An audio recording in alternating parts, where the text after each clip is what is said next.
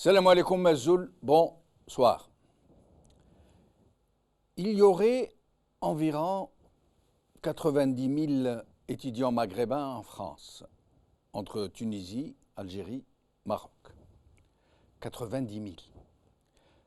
Sans compter ceux qui ont fini ou interrompu leurs études, qui ne sont pas retournés chez eux et qui se sentent intégrés, un tant soit peu, en France ou dans d'autres pays occidentaux.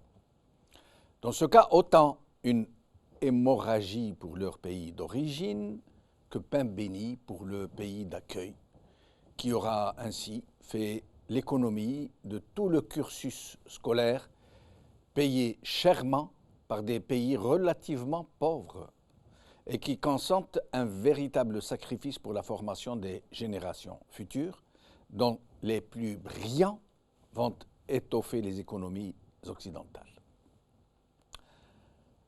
Au moment où leurs pays d'origine ont un cruel besoin de leurs compétences, il faut le rappeler. Mais il ne faut pas croire que c'est facile pour ces étudiants, arrachés à leur terre, à leur famille, qui sont souvent issus de milieux modestes et qui doivent se débrouiller comme ils peuvent pour pouvoir aller au bout de leurs études.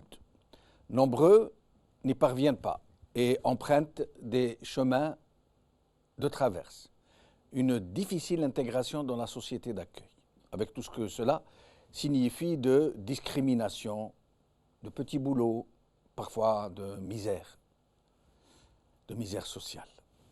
Aujourd'hui. Jurytravail.com. Étudiants étrangers et jeunes diplômés. L'évolution de l'autorisation provisoire de séjour et ses conséquences. Algérie Focus. Étudiants algériens, statut défavorisé en France par Faisal Merelbi. TSA, France. François Fillon veut instaurer les quotas et choisir les immigrés par Zahra Rahmouni.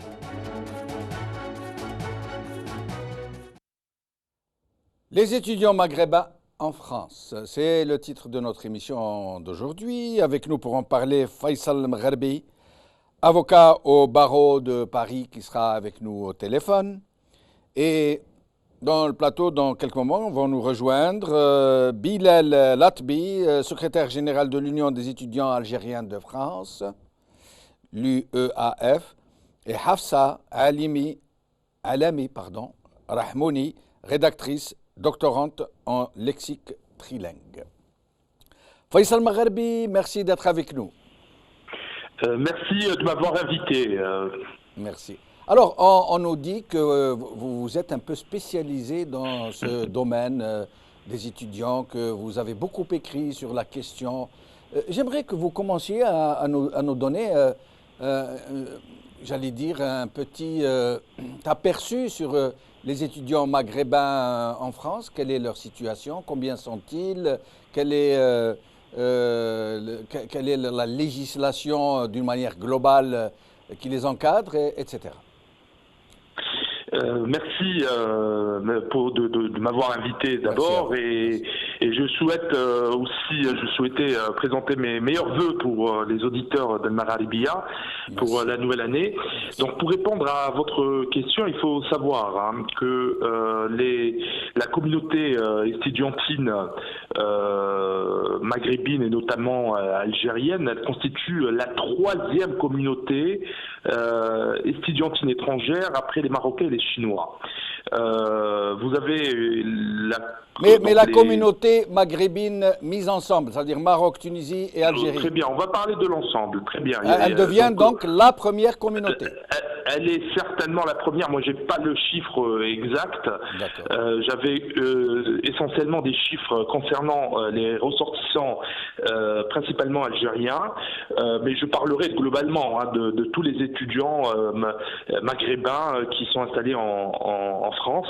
Il faut savoir, parce que c'est un petit peu technique, le droit qui s'applique sur leur situation administrative. Vous avez deux statuts. Vous avez un statut général qui s'applique essentiellement aux Marocains parce que l'accord, ils n'ont pas un accord bilatéral signé avec la France, et vous avez deux accords bilatéraux signés entre l'Algérie et la France, l'Algérie et la Tunisie, qui accordent des droits au séjour aux ressortissants maghrébins étudiants sur le territoire français.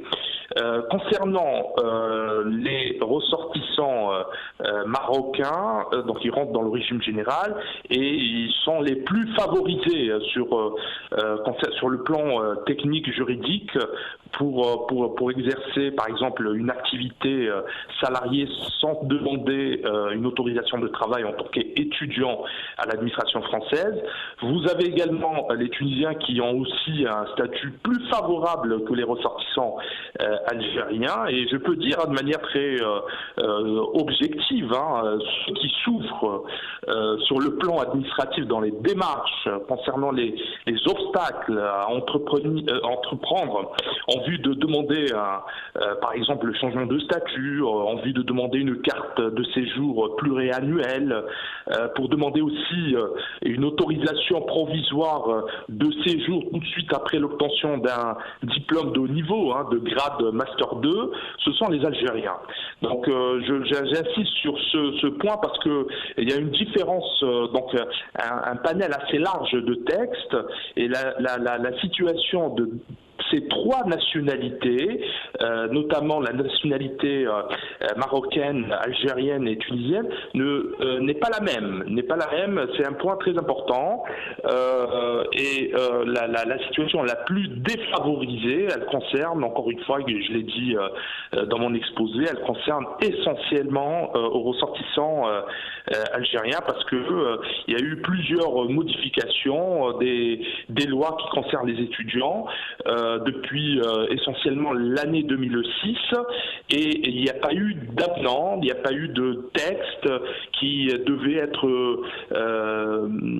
devait modifier favorablement la situation des ressortissants étudiants, donc algériens étudiants sur le territoire français. L'accord de 1968, le fameux accord dont tout le monde parle, de quoi il est question au juste ? Écoutez, il y a un protocole, il y a un titre 3 dans le protocole de l'accord franco-algérien qui réglemente le séjour, le travail, le regroupement familial, la circulation des ressortissants algériens en France. Donc cet accord, il prévoit donc l'attribution d'un titre de séjour pour les étudiants algériens qui souhaitent venir en France pour étudier, et à condition qu'ils soient bien sûr inscrits dans une faculté, dans une école universitaire agréée par le ministère de l'Enseignement supérieur.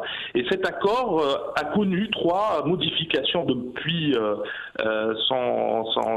sa signature, c'est-à-dire le 27 décembre 1968, le dernier avenant date de juillet 2001. Donc de 2001 à 2017, l'accord franco-algérien n'a jamais été rectifié, modifié, adapté à la situation actuelle, parce que le droit des étrangers évolue chaque année avec la jurisprudence, avec les circulaires, et cet accord il est devenu complètement obsolète, et les ressortissants algériens étudiants souffrent énormément et dénoncent essentiellement une inégalité dans le traitement. Mais c'est quand même incroyable, parce qu'à un certain moment, les ressortissants algériens disposaient de plus de privilèges, j'allais dire, qu'ils soient travailleurs immigrés ou étudiants. Qu'est-ce qui a fait que ça a échangé de cette façon ? Depuis 2000 ans, monsieur, je maintiens et je veux réitérer mes affirmations. Il n'y a pas eu de changement dans l'accord franco-algérien.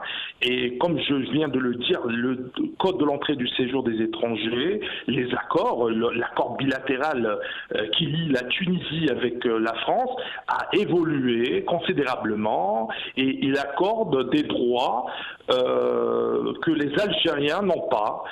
Les Marocains sont, comme je l'ai dit tout à l'heure, parce qu'ils rentrent dans le régime général, peuvent demander par exemple un titre de séjour à partir de leur pays d'origine, c'est-à-dire du Maroc ou dans le pays où ils sont installés, un titre de séjour compétence et talent. Les Algériens ne peuvent pas le demander.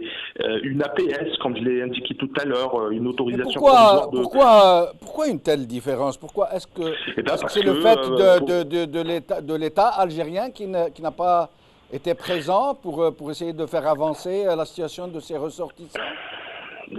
C'est le manque de volonté, oui, je pourrais le dire de manière, encore une fois, très objective, du gouvernement algérien, donc de ne pas, parce que, encore une fois, vous l'avez souligné dans votre présentation, j'ai écrit, j'ai publié à plusieurs reprises, j'ai attiré aussi à l'attention des pouvoirs publics algériens, mais aussi français, en vue d'améliorer justement l'accord franco-algérien et donner aux étudiants ou aux diplômés algériens le même statut qui existe actuellement pour les ressortissants étudiants algériens et tunisiens.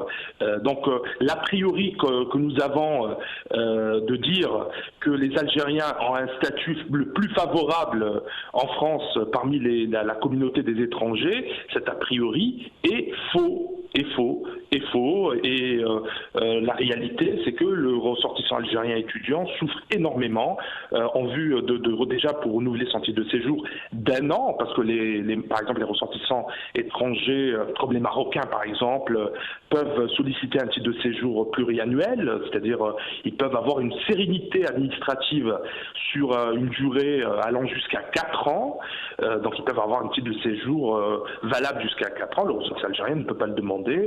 Vous avez aussi l'APS. Vous savez, quand vous décrochez un diplôme de haut niveau, le Master 2, l'APS vous permet d'avoir une première expérience professionnelle en France, tout de suite après l'obtention d'un diplôme. Donc cette APS, toutes les nationalités, tous les ressortissants étrangers peuvent la demander, sauf, encore une fois, et je le répète, sauf les Algériens. Restez avec nous, Faisal Magharbi, je reviens à vous dans un instant, et nous venons d'accueillir Bilal Latbi, c'est bien ça?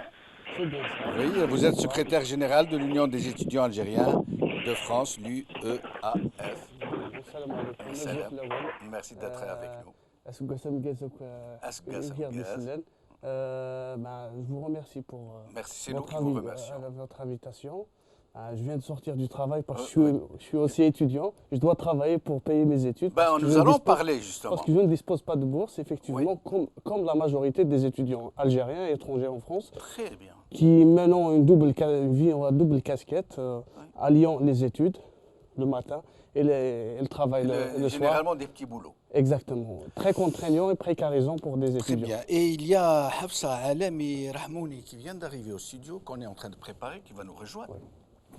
Je voulais vous demander, alors, la communauté estudiantine marocaine est la première, je crois, communauté étrangère estudiantine. C'est la deuxième. C'est la deuxième. Après, il y a les Chinois. Après les Chinois. Les Chinois, nous sommes les troisièmes. Mais lorsque on met les Tunisiens, les Algériens et le Maroc ensemble, est-ce que nous devenons la première communauté estudiantine? Effectivement, très largement. Le sujet d'aujourd'hui, c'est les étudiants maghrébins en France. Ok. Nous avons déjà construit le Grand Maghreb et on a commencé par les étudiants. Eh bien sûr, ça a commencé déjà par les étudiants avant les révolutions. Et il semble qu'il y ait un problème de micro. Donc, le temps qu'on répare le micro, je vais revenir à Faisal Magharbi. Vous êtes avec nous, Faisal Magharbi? Toujours avec vous. Merci. Présent au poste. Je rappelle donc que vous êtes avocat, que vous êtes un peu spécialisé dans ce domaine, que vous avez beaucoup écrit sur ces questions. Je voulais vous demander, donc je donne d'abord les chiffres. C'est des chiffres de 2014-2015, ceux de 2016 ne sont pas encore connus, mais pour le Maroc, il y aurait environ 35 000 étudiants, environ 22 000 je crois pour les Algériens, 11 000 et quelques. Le tout, les trois pays réunis, en plus de 90 000 étudiants, ce qui doit les placer certainement en première position des étudiants étrangers. Je voulais vous demander, ces étudiants qui généralement, comme vient de nous le dire Bilal, sont obligés de travailler, de faire des petits boulots parce qu'ils n'ont pas de bourse ou pour mettre un peu de beurre sur les épinards, comment ça se passe? Est-ce qu'ils sont traités de façon égale, Marocains, Algériens, Tunisiens, qu'ils ont des permis de travail? Comment ça se passe? Donc pour les Marocains, pour les ressortissants, nos frères et amis marocains, comme je l'ai indiqué tout à l'heure, parce que c'est un élément très important, ils rentrent dans le régime général, donc ils n'ont pas besoin d'une demande d'autorisation de travail préalable pour exercer une activité salariée accessoire à leurs études sur le territoire français. Contrairement à l'inégalité que j'ai citée tout à l'heure, aux ressortissants algériens, ils sont à chaque signature d'un contrat de travail, préalablement, ils doivent demander une autorisation de travail auprès du service de la main-d'œuvre étrangère de la DIRECT. La DIRECT, c'est un organisme d'État qui réglemente justement la formation professionnelle, le travail, les changements de statut des étudiants qui souhaitent changer leur mention d'étudiant-élève à salarié. Vous savez, dans la réalité, c'est-à-dire dans la vraie vie, un ressortissant algérien qui ne fait pas ou qui n'effectue pas pendant ses études, l'année universitaire, cette demande préalable de titre de séjour auprès de la DIRECT, ça pourrait être par omission, parce que vous savez, quand vous arrivez en France, vous n'avez pas toutes les informations. Il y en a des étudiants algériens qui ont travaillé. Vous n'allez pas me dire que ça pourrait être l'objet d'une expulsion. Ça pourrait, tout à fait, pour terminer mon propos, ça pourrait être un motif de la préfecture pour refuser et rejeter la demande de renouvellement de leur titre de séjour. Restez avec nous, maître, restez avec nous. Donc, Bilal Latbi ou Latbi.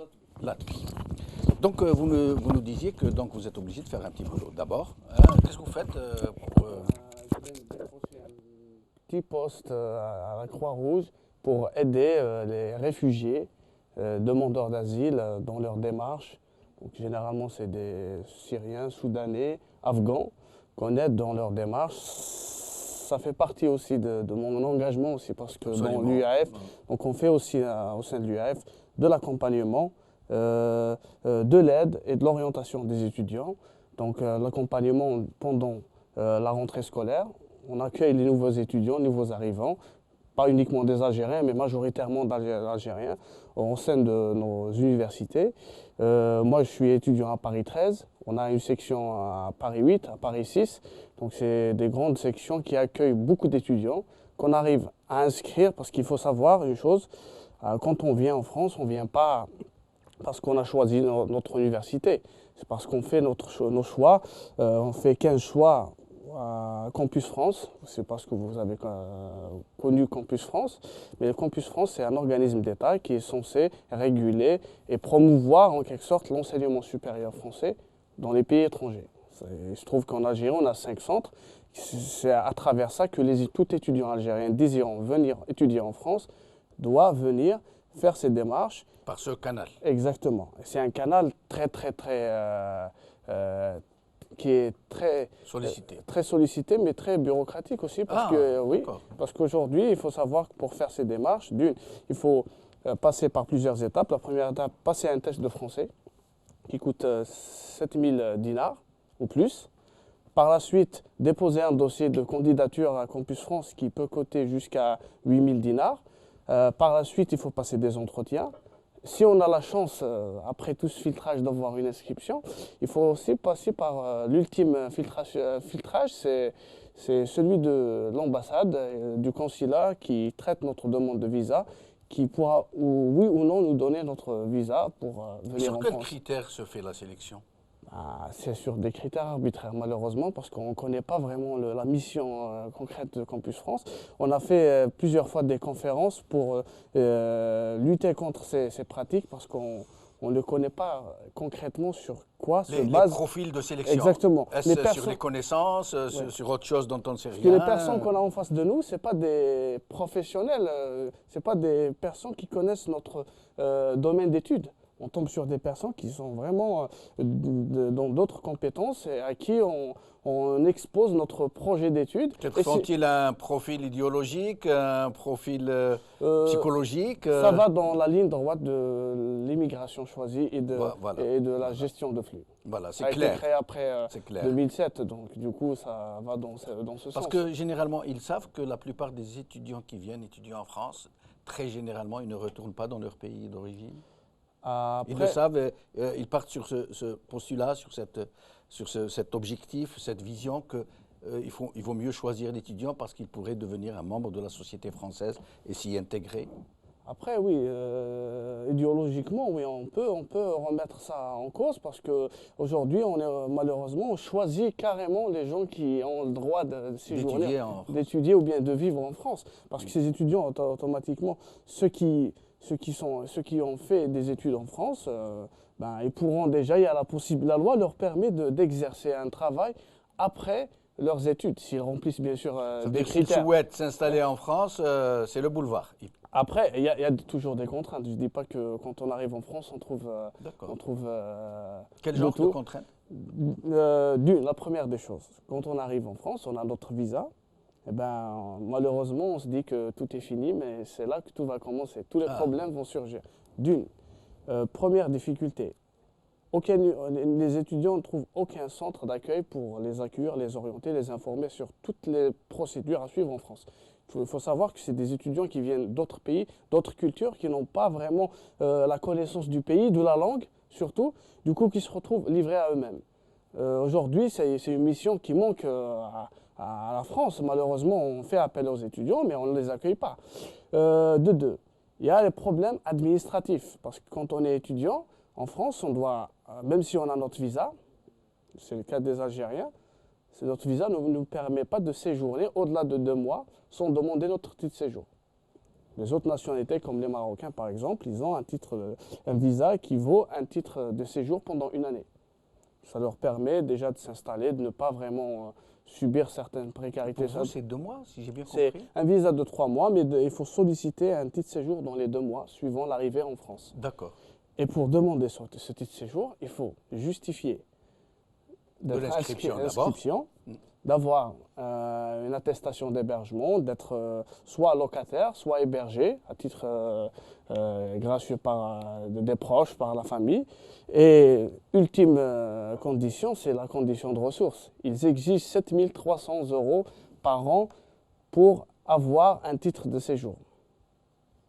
Ça veut dire qu'ils exigent que vous les ayez en compte ou que vous les ayez en revenu On peut justifier de ça par différents moyens. Soit on les a dans un compte, chose qu'on demande pour les Algériens.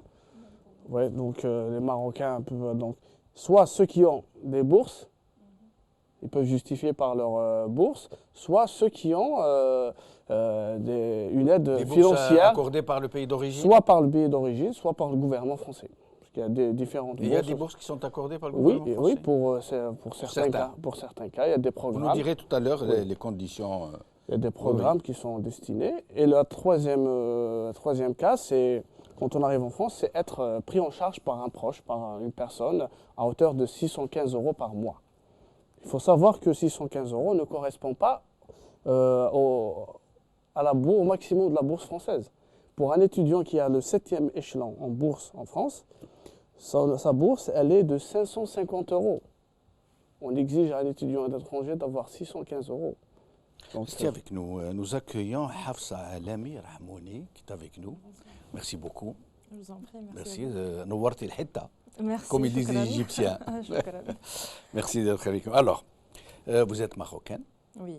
Nous avons décidé de faire une émission sur les étudiants maghrébins en France. Ça veut dire on les met ensemble. Et du coup, vous devenez la première communauté d'étudiants en France. Oui, d'abord. Bonne nouvelle, n'est-ce pas? Oui. Avec les contraintes, comme vous avez déjà dit. Alors, comment vous ressentez cette, je ne vais pas dire discrimination, cette différence de traitement des étudiants maghrébins en France? À un certain moment, les Algériens étaient mieux lotis. Qu'ils soient étudiants, qu'ils soient travailleurs immigrés, ils avaient un statut un peu particulier des Algériens qui étaient traités un peu mieux que les autres, parce qu'anciens ressortissants français, anciens sujets français.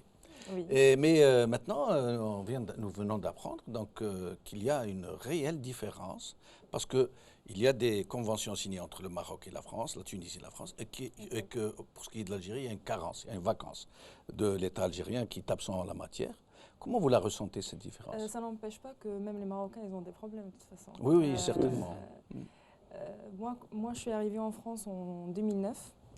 à Mulhouse. J'ai commencé à Mulhouse, c'est une petite ville. Et là, ça devient plus difficile d'intégrer dans le système. Quel genre d'études vous faites? Là maintenant, je suis doctorante en lexique multilingue de la mode. Voilà. Oui, voilà. J'avais oublié de vous demander. Moi, je suis en Master 1, Sciences de l'éducation, insertion et intervention sociale. Très bien. Je vous laisse poursuivre. Et comme j'ai dit, quand c'est une petite ville, ça devient plus difficile à s'intégrer dans le système universitaire. Et surtout, quand j'arrive à l'université, je trouve qu'il y a des groupes d'étudiants français que je ne peux pas y accéder en fait. Français, vous voulez dire. Français blanc. Voilà. Comme on dit. Et du coup, je me suis trouvée obligée d'avoir un contact avec des étudiants étrangers comme moi. Pourquoi vous n'arrivez pas à vous y intégrer? Déjà, c'est la première année et moi, je suis venue d'une petite ville au Maroc. Qui est Ouazzane. Oui. Et là-bas, merci, shukran. Et on ne parle pas trop en français. On parle en arabe. C'est pas comme par exemple à Rabat ou à Casablanca, c'est pas la même chose. Et parmi les premiers problèmes que j'ai vécus, c'est la langue. Parce que la langue française qu'on a appris dans les écoles, ça n'a rien à voir avec la langue française au quotidien. Et ça, c'est un autre problème, enfin, lié à la langue. Ça, c'est un autre sujet. Voilà. Je peux pas avoir contact avec un groupe français parce qu'ils sont déjà entre eux. Et je me sens un peu la discrimination, comme quoi vous êtes étranger, vous êtes marocain, vous êtes n'importe. Et du coup, voilà, c'était pas facile du tout. Et même avec les profs, et ça c'est pire. Étant donné que Mulhouse et Strasbourg, parce qu'après j'ai poursuivi mes études à Strasbourg, on reste toujours en Alsace. Et là, je pense que c'est pire. Oui. Un peu xénophobe, vous voulez Parce qu'après, j'ai fait mes 2 masters à Lyon et il y avait une grande différence de comportement. Sinon, est-ce que l'État marocain vous apporte des aides et d'autres? Aucune aide. Aucune aide, non. Ni financière, ni... Pas du tout. Je vais poser une question à Faisal Mgherbi. Faisal Mgherbi, il y a dans... vous êtes avec nous, bien sûr? Oui, toujours. Je suis en ligne. Alors, il y a dans la cité universitaire ce qu'on appelle les maisons de l'étudiant, c'est ça? Oui. Alors, oui. tous les pays ont leur maison de l'étudiant. Le Maroc, la Tunisie, l'Argentine, tout ce qu'on veut. Et l'Algérie n'en a pas une. Est-ce que vous pouvez m'expliquer d'abord ce que c'est que la maison de l'étudiant et ensuite pourquoi l'Algérie ne dispose-t-elle pas de ce genre de structure? Écoutez, vous me posez cette question, je vous répondrai, mais je ne vais pas vous donner une réponse juridique. Hein. Non, bien sûr, oui, vous me dites votre sentiment sur la question. Moi, je pense encore une fois, et je le crois, et c'est comme je l'ai indiqué tout à l'heure pour les avenants concernant les accords, ou l'accord franco-algérien de 68, il y a tout simplement une omission de la part de l'État algérien de ne pas s'intéresser à cette communauté très importante, comme vous l'avez indiqué tout à l'heure de votre exposé, qui rapporte beaucoup de vitalité, de richesse sur le plan intellectuel, technique, même pour l'Algérie. Hein. Vous savez, lorsqu'un étudiant, un diplômé algérien qui obtient un diplôme en France, il ne coupe pas les liens avec son pays d'origine, ni le marocain, ni le tunisien.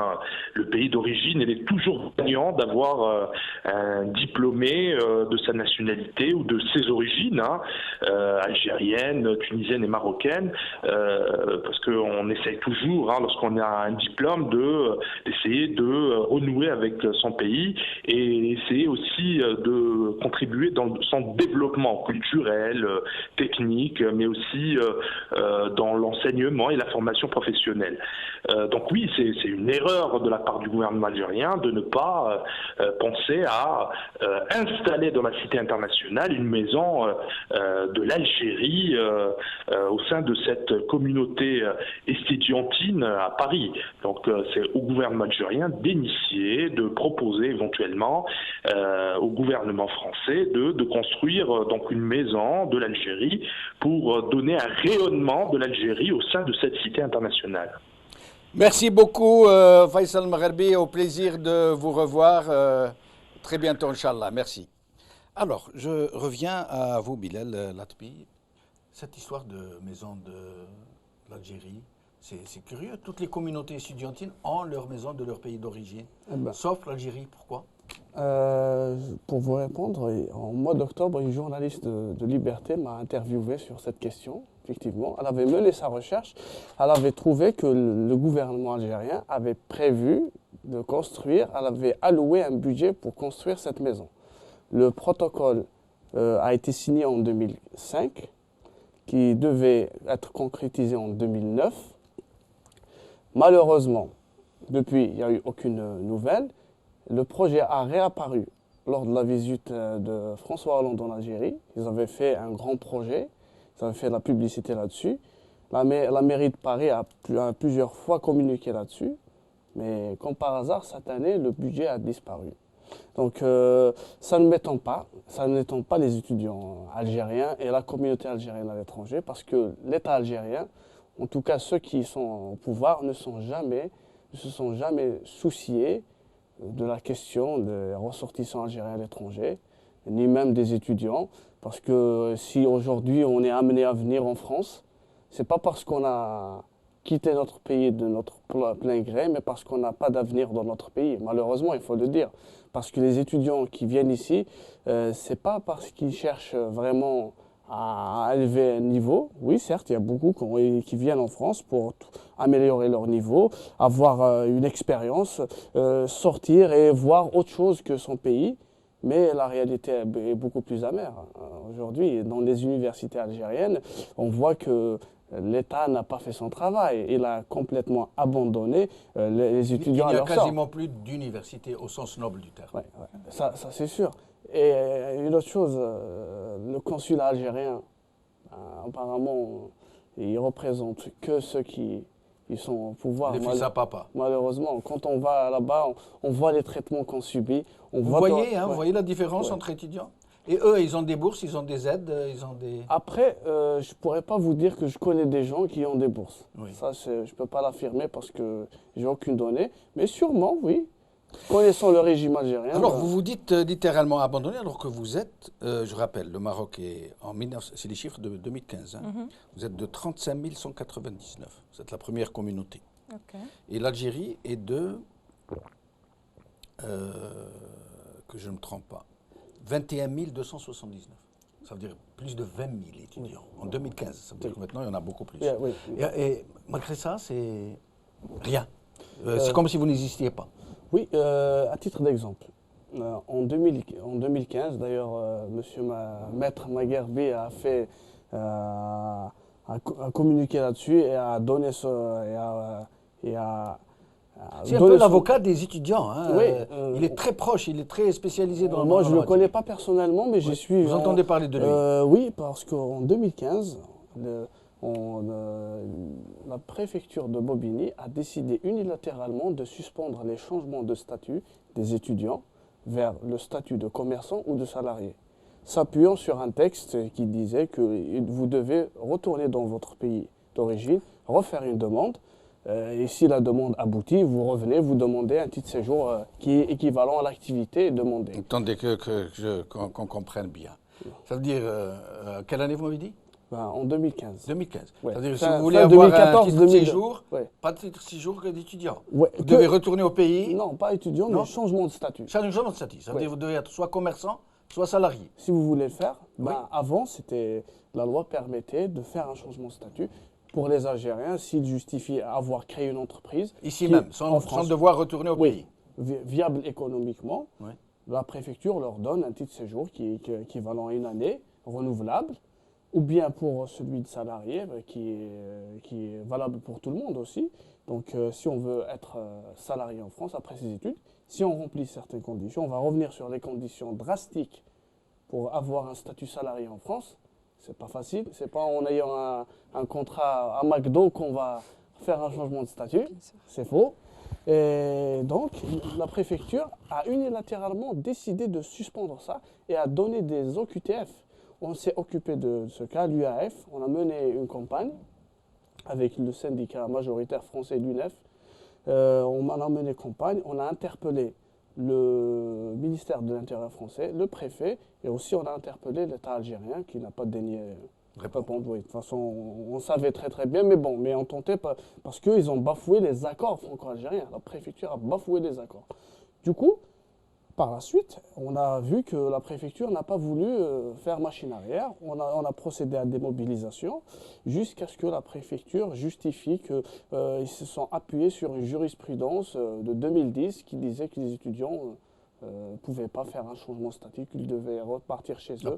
Depuis le pays d'accueil, qu'il fallait retourner chez eux pour pouvoir l'exprimer. Après, ils ont rétabli le changement de statut. Il y a eu Maître Magherbi qui a fait des interventions pour étayer ça au niveau juridique. Et vous avez obtenu gain de cause?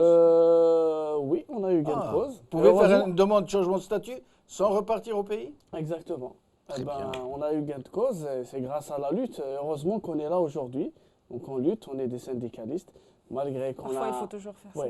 C'est vous-même qui l'avez remporté, cette victoire. C'est l'Union des étudiants algériens en France. L'ambassade, les affaires étrangères, le régime algérien. Non. C'est avec nous. C'est une preuve de plus pour nous de ne jamais compter sur eux. De ne jamais compter sur eux parce qu'ils ne seront jamais là. Oui, exactement. Hafsa El Amir Rahmouni. Oui. Nous allons parler un peu des conditions de vie, d'études ici, avant de parler du fameux sujet de l'hémorragie, de la fuite des cerveaux des gens qui généralement ne retournent pas dans leur pays. Mais parlez-nous un peu des conditions de vie. Comment vous étudiez, comment vous vivez, quelles sont les conditions d'une manière générale? Ok, pendant mes 3 ans de licence, j'étais basée sur les aides de mes parents parce que j'ai pas de bourse, malheureusement. Il y en a qui ont des bourses marocaines? Oui, ça dépend de filière en fait. Ah, d'accord. Moi, j'ai fait une licence anglais et après j'ai fait un master langue étrangère, commerce international et ingénierie de langage et j'ai pas eu de bourse. D'accord. Du coup, j'étais basée sur les aides parentales. À partir de ma première année master, j'ai commencé à travailler en freelance avec un magazine au Maroc, à Casablanca. Et pendant mon stage de fin d'études, j'ai commencé à travailler aussi avec un autre magazine dans le Moyen-Orient. Très bien. Et ça m'a aidé aussi pour continuer. Vous vivez dans une cité universitaire? Non. D'accord. Vous louez, vous toute seule? Oui, toujours. D'accord. Depuis 7 ans maintenant. Donc, vous y arrivez? Oui, j'arrive. Comme quoi. Mais sinon, est-ce qu'il y a une communion de destin entre vous? Est-ce que vous vous entraidez? Il y a de la solidarité? Les étudiants marocains ou marocains, algériens et tunisiens? Est-ce qu'il y a une solidarité, pour dire simple? Franchement, personnellement, je l'ai pas beaucoup senti. Peut-être parce que dans mon cours, il n'y avait pas beaucoup d'Arabes, il n'y avait pas beaucoup de Marocains ni Algériens. À Lyon, oui, j'ai commencé à avoir de contacts avec des Marocains et des Algériens surtout. Et oui, il y a des aides entre tout ce qui est papier, des conseils, voilà, c'est tout. Et vous, comment ça se passe au niveau solidarité, au niveau... Ils sont pas dans la misère, pardon. Quand on n'a pas de dispositif de l'État qui permet d'aider les gens, il ne nous reste que la solidarité. Donc, mais il n'y a pas de dispositif de l'État? Des indemnités, des aides sociales? Donc je vais parler parce que, juste pour faire un rappel, je suis élu au conseil d'administration du Crous.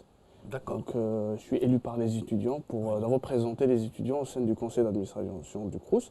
C'est le Crous qui gère le logement étudiant, les bourses, l'action culturelle et les aides sociales. Donc, les étudiants étrangers en France ont droit qu'à une seule aide sociale. C'est l'ASA. C'est une aide spécifique, l'ASAP, l'aide spécifique ponctuelle, anciennement appelée le FNO. Donc, c'est un fonds qui est destiné à aider tous les étudiants qui sont en difficulté ponctuelle. Qu'est-ce qu'il faut pour l'obtenir? Une enquête, une simple demande? Il faut se présenter aux services sociaux du CROUS, qui se trouve dans chaque département, qui se trouve à côté des universités, généralement. Il ne faut pas avoir honte parce que c'est un droit. Et heureusement, c'est un dispositif de l'État. Il faut aller demander et il faut justifier des difficultés bancaires, soit un découvert bancaire, soit une difficulté financière, impayé de loyer. La CROUS peut nous octroyer jusqu'à 1 800 € d'aide sur une fois et dans la limite de 1 800 €. Sur une fois? Ce n'est pas périodique? Oui, c'est ponctuel. Et ça dépend, parce que c'est à l'assistance sociale d'apprécier le montant, la marge d'insolvabilité. La difficulté et la détresse de l'étudiant. Et du coup, c'est la seule aide qui est ouverte. Revenons au logement, qui est une question très cruciale, parce que bon nombre d'étudiants, malheureusement, la majorité d'entre nous, n'ont pas une chambre dans une résidence étudiante à proprement dit. Il faut savoir que pour faire sa demande d'une chambre étudiante, si on est un étudiant qui veut venir étudier en France, on doit la faire entre janvier jusqu'au mois d'avril. C'est une demande en ligne. On choisit 6 résidences universitaires. Par la suite, si on a la chance, si on remplit les critères, on aura une chambre. Mais les critères sont qu'il faut d'abord être boursier français, sont la priorité pour avoir un logement CROUS. Il faut avoir un grade de master. Après, il faut être boursier d'un État étranger, ou bien Erasmus, bénéficier du programme Erasmus. Et viennent en dernier les étudiants étrangers. S'il reste quelques chambres, on les distribue aux étudiants étrangers, ceux qui remplissent... Une chance infime. Exactement. À titre indicatif, le nombre de logements du CROUS de Créteil couvre 3% de la demande étudiante. Générale. Je ne parle pas que des étudiants étrangers. 3%? La couverture nationale est presque de 10%. Donc il faut savoir, c'est dire que... 10% de la demande? Oui. C'est incroyable, c'est trop peu. Exactement. Ça veut dire qu'ils n'ont quasiment aucune chance. C'est peut-être une chance sur 1000 ou... C'est incroyable, ça. Exactement. Donc, après, ceux qui ont la chance de l'avoir, ils ont un tarif social. Donc, c'est ça qui est, avec les aides aussi, les aides au logement, on peut avoir des réductions, l'aide au logement, qui peut alléger un petit peu le portefeuille. Vous saviez tout ça avant de venir ici? Non. Et les étudiants qui veulent venir aujourd'hui, qui sont en Algérie, ils le savent? Ils sont en contact avec vous? Ils vous demandent? Oui, il y a beaucoup qui nous sollicitent, à qui on répond, et à qui malheureusement on ne peut pas répondre à tout le monde parce qu'il y a une certaine urgence ici déjà en France à gérer. Et vous les découragez généralement de venir? Non. Ce que je fais aujourd'hui, c'est que je pars de la réalité. À de choisir. À aucun moment, on dit à quelqu'un de ne pas venir en France. C'est un choix individuel, parce que chacun, comment il décide son avenir. On n'est pas là pour dire aux gens, faites ceci ou faites cela. On est là pour les aider. Vous leur dites ce qu'il en est et à eux de voir. S'il y a une difficulté, on est là pour les aider, que ce soit pour avoir des aides sociales, que ce soit pour avoir des logements, que ce soit pour s'inscrire à l'université. Je rappelle que vous êtes le secrétaire général de l'Union des étudiants algériens de France. Exactement. Et du coup, c'est avec ça qu'on arrive quand même à aider les étudiants qui viennent nous solliciter dans les universités où on existe, on milite. Et toutes ces difficultés, malheureusement, ne peuvent pas être uniquement... En tout cas, les gens sont en train, et moi-même, sommes en train de découvrir que ce n'est pas facile du tout. Exactement. C'est un chemin de croix, comme ils disent. Malheureusement, la question n'est pas assez médiatisée. On ne parle pas assez d'étudiants étrangers. Moi, je vous invite à revenir parce que je crois qu'il ne suffit pas d'une seule émission pour en parler. Oui, Peut-être que nous allons organiser un autre plateau avec d'autres partenaires et on essaiera d'aller plus au fond des choses. Oui. Mais j'aimerais qu'aujourd'hui, il nous reste à peine 5 minutes, que nous parlions un peu. Parce que, est-ce que les étudiants maghrébins qui sont ici, dans leur tête, est-ce qu'ils ont tous, ou à peu près tous, l'idée de retourner au pays? La plupart, ils veulent rester ici. C'est comme ça, hein, la plupart. Oui. Si je vous demandais de me donner un pourcentage après, 60, 90%. 90. 90%, oui. Des jeunes étudiants qui viennent, ils considèrent que leur vie serait ici. Exact. C'est incroyable. Oui. C'est une véritable hémorragie. Le mot est... Et vous imaginez au Maroc tout ce qu'a consenti l'État marocain, le peuple marocain, pour former ces jeunes depuis l'école primaire jusqu'au bac et peut-être même après. Ça coûte très cher. Oui, il faut pour essayer de cueillir des fruits plus tard. Et puis ces gens-là qui sont tout prêts, ils sont recueillis en kit par une société française qui est déjà super développée et qui donc les forme quelques années et qui les cueille comme un fruit mûr sans avoir de grossement déboursé pour eux. C'est vrai, mais ça c'est la faute aussi de nos gouvernements, quel que soit au Maroc, Algérie ou Tunisie, parce qu'il faut savoir que le système éducatif est très très pauvre. On a des problèmes très très sérieux. Et malheureusement, il n'y a pas un système pour le mettre mieux. Ça veut dire que les étudiants qui ne retournent pas là-bas, est-ce parce que les conditions professionnelles qui sont là-bas ne leur permettent pas de s'épanouir professionnellement? Oui. Ou est-ce que c'est parce que la vie est meilleure ici que là-bas? Les deux. Premièrement, ils n'auront pas le même salaire. Et deuxièmement, le mode de vie dans le pays n'est pas le même. Même moi, je pense pareil, malheureusement. Vous pensez ne pas retourner dans votre pays? Peut-être dans quelques années, mais pas tout de suite. Une fois que vous serez sur le marché du travail, si je peux dire. C'est ici moi, que vous rechercherez un travail? Moi, maintenant, je travaille toujours. Je suis doctorante, mais je travaille rédactrice et traductrice. Oui. Donc, vous ne pensez pas vous établir au Maroc, du moins pour le moment? Oui, pas pour le moment. D'accord. Après quelques années, oui. Et vous? Pour moi, c'est très dommage, c'est très dur aussi de voir aujourd'hui nos États, nos pays se vider leur sang, leur substance. Parce que nous aussi, on est des meilleurs de leurs enfants. On est le fruit aussi de nos États, comme que ce soit au Maroc, en Algérie ou en Tunisie. C'est très grave même. L'histoire va nous juger un jour parce qu'on ne quitte pas notre pays de notre plein gré, on a toujours un déchirement. On est toujours arraché. Exactement. Il n'y a pas d'autre mot. Après, qu'on vienne en France pour étudier, pour travailler ou bien pour voir autre chose, et on ne vient pas en ayant le sourire, parce que la vie est très dure, parce qu'on a laissé quand même notre pays, nos proches, notre vie tout simplement.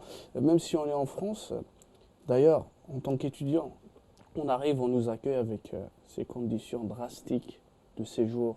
Pour renouveler, il faut justifier qu'on a entrepris des études sérieuses, qu'on a une somme considérable dans un compte que les Français n'ont pas. Il faut avoir couru et faire des entourloupes entre les systèmes français, tous les dispositifs contraignants. Et au final, quand on arrive à avoir notre diplôme, on nous dit pour travailler, il faut avoir telle condition. Si vous n'avez pas un salaire de 1,5% minimum du SMIC et que votre métier ne correspond pas à la formation faite, vous ne pourrez pas avoir votre statut de salarié, vous ne pourrez pas rester en France. Du coup, la majorité d'entre nous, étudiants, peut-être auront fait beaucoup d'études en France. On aura beaucoup de diplômes, mais on n'aura pas quand même un débouché. En fin de course, est-ce qu'il y a de la discrimination à oui. l'emploi? Oui, effectivement, et la loi le permet. La loi le permet. Il faut savoir que pour faire un changement de statut, pour trouver un travail, un étudiant doit justifier qu'aucun Français n'a postulé à l'offre d'emploi. C'est incroyable. L'offre d'emploi doit être déposée pendant 6 semaines à Pôle emploi. Et si aucun Français n'a justifié, n'a pas déposé, n'a pas soumis sa candidature, on peut peut-être avoir une chance. Sinon, si des Français ont postulé pour le poste et que l'employeur quand même décide de nous prendre parce qu'il voit qu'on a la compétence, parce qu'il a besoin de nous, il peut faire des lettres de motivation, motiver son choix. Mais ça reste toujours à l'appréciation de la direction de travail. Donc c'est elle qui décide au final. Merci. Nous sommes arrivés à la fin de l'émission. Malheureusement, c'est vraiment passionnant. C'est très triste en même temps. Oui. J'espère que nous pourrons refaire une autre émission. Nous pourrons aller, oui, j'espère. C'est un sujet très très important. Oui, je sais. Je sais. On ne parle pas souvent des étudiants qui sont vraiment une catégorie très marginalisée dans la société, que ce soit par la France, la loi française, mais aussi par nos États. Mais il y a beaucoup de déperditions aussi, des gens qui se perdent en cours de route, qui ne vont pas jusqu'au bout de leurs études, qui se retrouvent à faire des petits boulots. La précarité sociale, peut mener les gens parfois, il peut les mener jusqu'au suicide. Parfois. Et le problème, c'est qu'ils préfèrent de rester ici et avoir tous ces difficultés que rentrer... Que de retourner au pays. Oui. C'est triste. Oui. Quelqu'un m'a dit, parce que les chiffres sont très difficiles à obtenir, mais lui a fait une sorte de cadrage un peu des recoupements. Il m'a dit que les déperditions d'élite, si on peut dire, d'universitaires qui quittent le Maghreb pour s'installer en Occident, France, Europe, États-Unis, Canada, Australie, Nouvelle-Zélande, il m'a dit qu'il se compte, je ne veux pas dire le chiffre parce qu'il est très choquant, en tout cas en centaines de milliers. Je peux bien imaginer. En centaines de milliers. De gens qui, s'ils étaient au pays et qu'ils avaient pris le pouvoir et qui s'étaient installés en tant qu'élite, dignes de ce nom, peut-être que le cours de notre histoire aurait changé. Le jour où on aura la démocratie dans nos pays, ce jour-là, on pourra espérer...